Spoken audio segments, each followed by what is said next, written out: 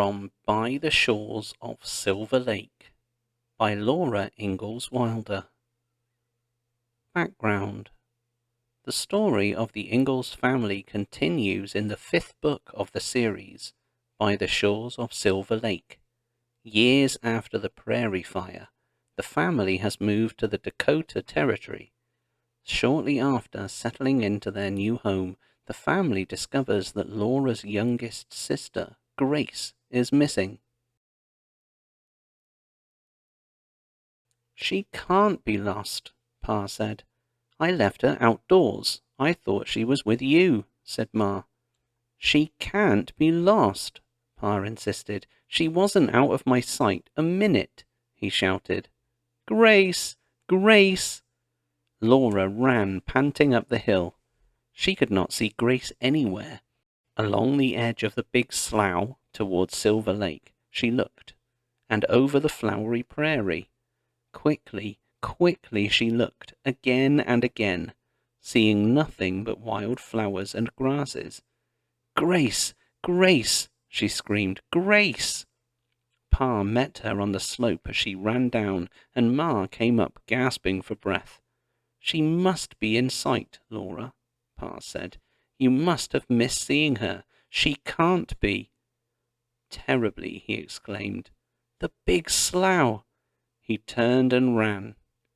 Ma ran after him, calling back, "Carrie, you stay with Mary. Laura, look for her. Go look."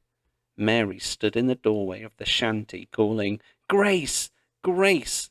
More faintly from Big Slough came Pa's shouts and Ma's, "Grace! Where are you? Grace!" If Grace was lost in the Big Slough, how could anyone find her? The old dead grass stood higher than Laura's head, over acres and acres, for miles and miles. The deep mud sucked at bare feet, and there were waterholes. Laura could hear, where she stood, the sound of the coarse slough grass in the wind, a muffling sound that almost smothered even Ma's shrill call, "Grace!" Laura felt cold and sick. "Why don't you look for her?" Carrie cried. "Don't stand there. Do something. I'm going myself." "Ma told you to stay with Mary," said Laura, "so you'd better stay." "She told you to look," Carrie screamed. "Go look! Go look! Grace! Grace!" "Shut up! Let me think!" Laura screeched, and she started running across the sunny prairie. Laura was running straight toward the south. Grass whipped soft against her bare feet. Butterflies fluttered over the flowers. There wasn't a bush nor a weed that Grace could be hidden behind. There was nothing, nothing but grass and flowers swaying in the sunshine. If she were little and playing all by herself, Laura thought, she wouldn't go into the dark big slough. She wouldn't go into the mud and the tall grass. "Oh, Grace, why didn't I watch you?" she thought. Sweet, pretty little helpless sister. "Grace! Grace!" she screamed. Her breath caught and hurt in her side. She ran on and on. Grace must have gone this way. Maybe she chased a butterfly. She didn't go into Big Slough. She didn't climb the hill. She wasn't there. Oh, baby sister, I couldn't see you anywhere, east or south, on this hateful prairie. Grace! The horrible sunny prairie was so large, no lost baby could ever be found on it. Ma's calling and Pa's shouts came from Big Slough. They were thin cries, lost in wind, lost on the enormous bigness of the prairie. Laura's breathing hurt her sides under the ribs. Her chest was smothering and her eyes were dizzy. She ran up a low slope. Nothing, nothing, not a spot of shadow was anywhere on the level prairie all around her. She ran on, and suddenly the ground dropped before her. She almost fell down a steep bank. There was Grace. There in a great pool of blue sat Grace.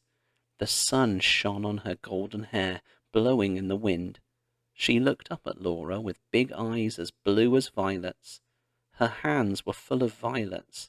She held them up to Laura and said, "Sweet, sweet." Laura sank down and took Grace in her arms.